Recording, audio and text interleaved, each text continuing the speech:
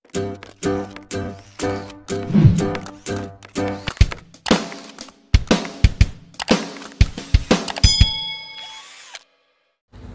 kembali di channel Nescafe. Sudah lama nih kita nggak ngobrol-ngobrol terkait dengan keberadaan nakes dan sampai sejauh mana sih peran nakes selama ini di dunia fasilitas kesehatan, terutama di rumah sakit. Hari ini kita kedatangan tamu, seorang bidan yang sangat cantik, fenomenal, dan mungkin orang semua tahu sosok seorang bidan itu apa fungsi dan perannya. Ya, sudah nggak asing lagi seorang bidan, dan saya juga sudah nggak tahan ini, pingin wawancara langsung nih. Perkenalkan, ini seorang bidan yang namanya Bu Wulan ya.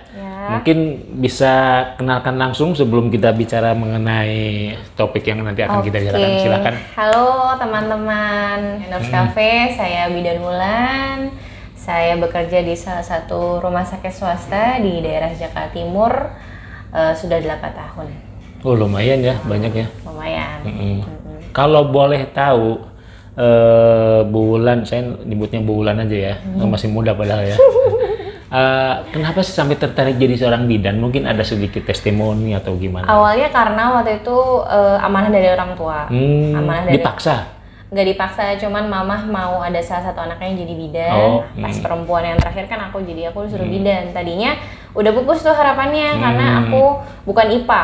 Aku IPS. Tapi ternyata pas tahun aku alhamdulillahnya bisa IPA dan IPS, yang penting bisa ngikutin pelajaran kebidanannya. Dan alhamdulillah masuk kebidanan negeri di Poltekkes Jakarta 3.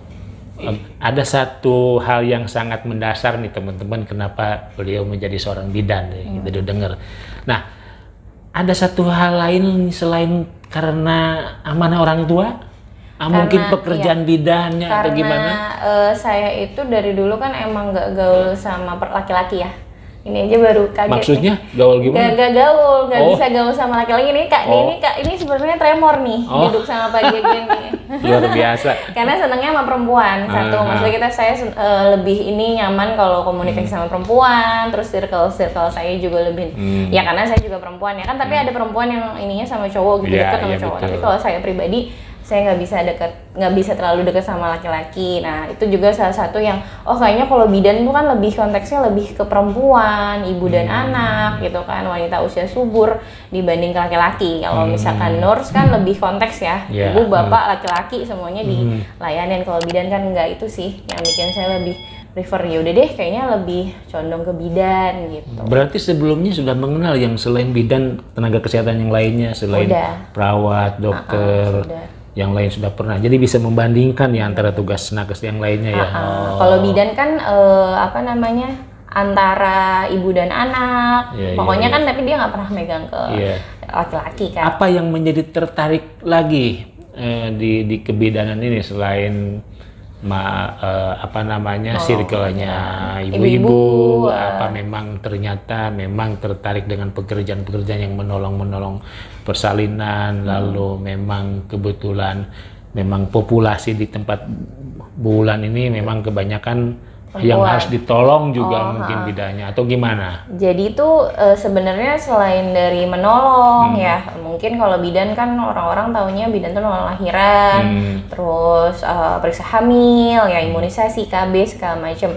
Tapi ternyata tuh jadi tenaga kesehatan bidan tuh bukan hanya itu, Pak.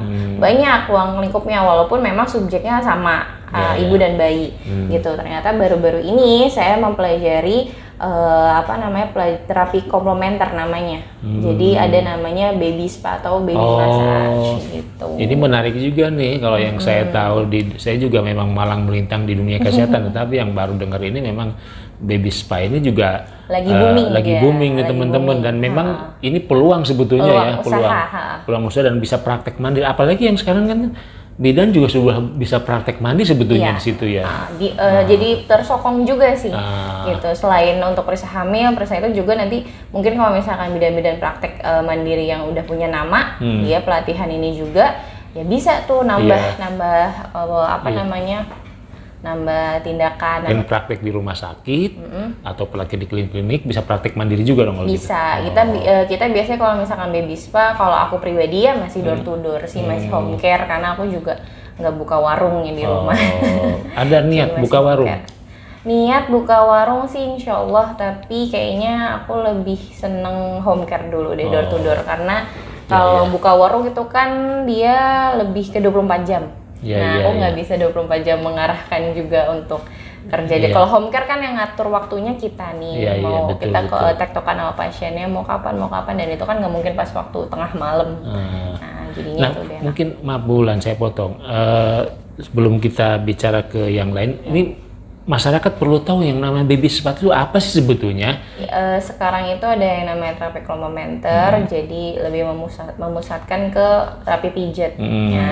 Pijat itu jadi sebenarnya orang-orang zaman sekarang itu lebih seneng, kan dari dulu sebenarnya udah ada ya pijat ya. Cuman kalau pijat bayi juga udah ada, tapi nggak sama tenaga kesehatan bidan. Nah, dimana kalau misalkan pijat itu dilakukan oleh bidan, kita kan udah tahu nih basic-basic yang dari kesehatannya, apa aja sih yang manfaat dari pijat bayi itu apa, misalkan kayak kalau bayi baru lahir, dari bayi baru lahir dipijat itu bisa melancarkan sirkulasi darah. Nah, kalau kita kan bisa lihat tuh, apa sih yang nggak boleh dipijat? Misalkan bayi yang kayak gimana sih yang nggak boleh dipijat? Misalkan bayinya panas, bayinya demam tinggi, nah itu nggak boleh. Justru kan kalau mungkin orang-orang yang dulu tuh, ini rewel karena nggak enak badan pijat. Nah, kalau kita karena kita pandangannya sudah pernah belajar basic kesehatan, jadi ya bisa membedakan nih gitu dari yang dari yang kesehatannya dan bukan non kesehatannya gitu. Apa semua bayi harus dipijat? Sebenarnya kalau misalkan bayi baru lahir itu manfaat pijatnya yang salah satu kan melancarkan peredaran darah ya. Saya kira ini menjadi edukasi yang baik nih teman-teman. Bagi teman-teman yang berminat untuk menjadi seorang bidan, saya kira ini menjadi ilmu yang baik dan yang bagus. Nah, satu hal lagi nih, sampai usia berapa dan mulai dari usia berapa itu seorang bayi itu dipijit ini? Ada batasannya nggak? Kalau menurut kalau misalkan dari profesi bidan sih kita masih melayani anak ya. Tapi kalau anak itu yang disebut anak menurut WHO kan sampai 18 tahun kan. Nggak mungkin dong kita pijat anak 18 tahun kakinya udah sampai atas. Itu digantung ya. Jadi udah kalau dari saya pribadi ya, kalau saya itu menargetkan untuk anak-anak yang kita visit, kita pijat itu biasanya umur baru lahir setelah tali pusat puput sampai umur 8 tahun masih bisa. 8 tahun, di bawah 8 tahun. Atau ada juga yang ngambil, kalau misalkan ini kayaknya sampai 5 tahun aja deh. Kalau di atas 5 tahun udah nggak megang atau ada juga. Frekuensinya sehari atau 3 hari atau gimana? Kan ada satu rentang atau satu yang dilakukan dalam beberapa periode itu kan. Soal baby spa itu kan termasuk include baby massage ya. Baby spa itu kan termasuk baby massage, pijat ya, sama berenang. Nah, itu baby kalau itu tuh biasanya kalau misalkan pijat bisa setiap hari. Makanya setiap saya home care itu saya selalu edukasi ke ibunya. Ibu juga bisa loh Bu ngelakuin sendiri gitu. Karena kan pijat bayi itu manfaatnya banyak banget ya, selain buat bayi, buat ibunya juga. Jadi membentuk bonding attachment yang baik antara ibu dan anak. Jadi bu bidannya nggak mau pintar sendiri nih. Jadi setelah saya home care, saya ajarin sambil ibu lihat, boleh nih Bu di videoin nanti. Tapi nanti kalau udah gitu nggak laku dong, ibu yang pinter malah. Nggak apa-apa, nanti kalau nggak biasanya tetap aja sih, pasien-pasien tetap manggil kita tetap. Mungkin karena udah sayang ya, kan makanya kita itu treatment ke pasien bukan kayak udah Bu selesai, udah enggak. Tapi tetap sambung silaturahim, dan ibunya juga pasti kan banyak nanya-nanya, karena kita banyak ilmu kesehatannya kan, gitu. Nanti kita ajarin tuh, kadang ada yang minta setiap hari, ada juga yang 2-3 hari sekali. Tergantung kebutuhan bayinya sih. Kadang misalkan bayinya rewel mulu nih, kayaknya dia udah nggak BAB. Kadang makanya gini Pak, kalau saya home care tuh saya selalu tanya, ibu mau home care apa nih? Misalkan baby massage. Oke, keluhan bayinya ada nggak? Oh ini kayaknya udah iya nih, saya pengen pijat soalnya bayinya udah nggak BAB 3 hari. Berarti ada konstipasi kan, gitu. Jadi nanti pas saya pijat tentang konstip yang buat memudahkan BAB-nya itu lebih ditekenin gitu. Dan itu nanti saya edukasi lagi ke ibunya, Bu. Nanti kalau dianya kayak gini lagi bisa nih Bu. Gini caranya gitu. Jadi ilmunya nggak terputus di saya doang. Nggak usah takut. Oh, nanti nggak dipanggil lagi enggak sih? So far sih alhamdulillah pasiennya ada aja. Tapi bagaimana nggak dipanggil? Bu bilangnya cantik begini, panggil terus ya. Iya, saya aja kadang-kadang terganggu konsentrasinya ini. Ya baik, itu saya selingan. Nah, kalau sekarang berbicara soal keilmuan, menurut Bu Bidan ini kan tentu kan ada namanya belajar ya. Tentu ada namanya kursus. Lalu pelatihan. kan tentu kan yang namanya keterampilan itu nggak serta-merta kita belajar mandiri, tapi punya sertifikasi, lisensi yang diakui oleh pemerintah. Berapa lama sih?